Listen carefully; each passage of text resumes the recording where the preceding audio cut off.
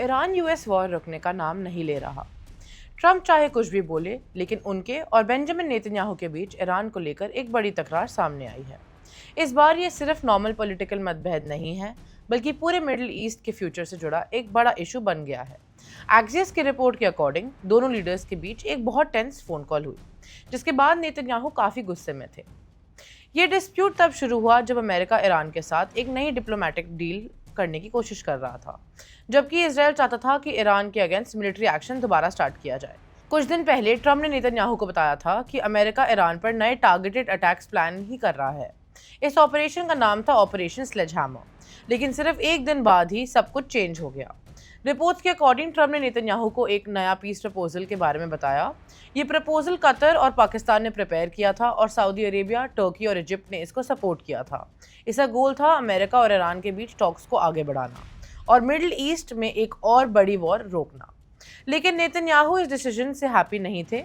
उनका मानना था कि ईरान डिप्लोमेसी का यूज़ करके सिर्फ टाइम बाय कर रहा है और उसी टाइम में अपनी मिलिट्री और न्यूक्लियर स्ट्रेंथ को स्ट्रॉन्ग बना रहा है।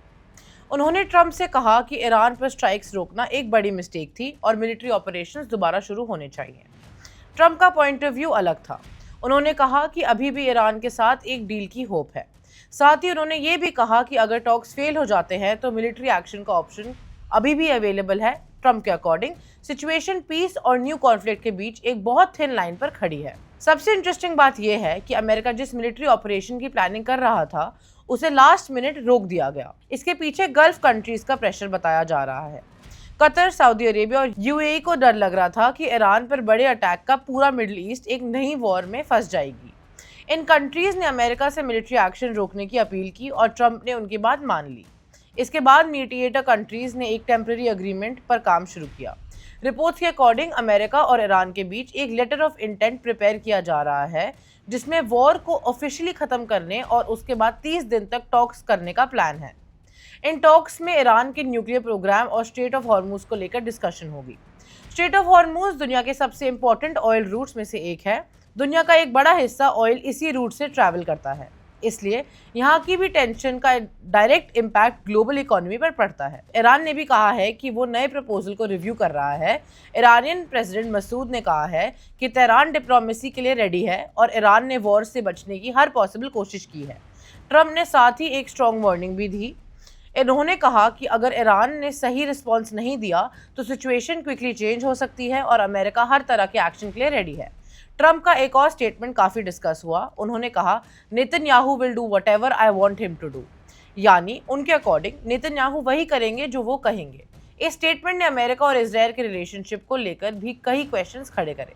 आज सिचुएशन ये है कि नेतन्याहू ईरान के अगेंस्ट मिलिट्री एक्शन दोबारा शुरू करना चाहते हैं।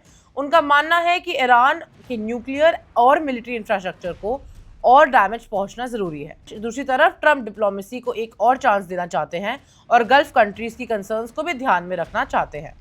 बीच में ईरान है, जो नए प्रपोजल को स्टडी कर रहा है और अपने नेक्स्ट मूव सोच रहा है। अप्रैल के सीजफायर के बाद पूरे रीजन में टेंशन बनी हुई है। स्ट्रेट ऑफ हॉर्मुज पर सबकी नजर है। गल्फ में मिलिट्री एक्टिविटी जारी है और डिप्लोमेटिक टॉक्स भी चल रही हैं। अब सबसे बड़ा क्वेश्चन ये है, क्या डिप्लोमेसी इस टेंशन को कम कर पाएगी या मिडिल ईस्ट एक नए और डेंजरस कॉन्फ्लिक्ट की तरफ बढ़ रहा है? फिलहाल इसका आंसर किसी के पास नहीं है, लेकिन आने वाले दिन पूरी दुनिया के लिए बहुत इंपॉर्टेंट हो सकते हैं। Subscribe to One India and never miss an update.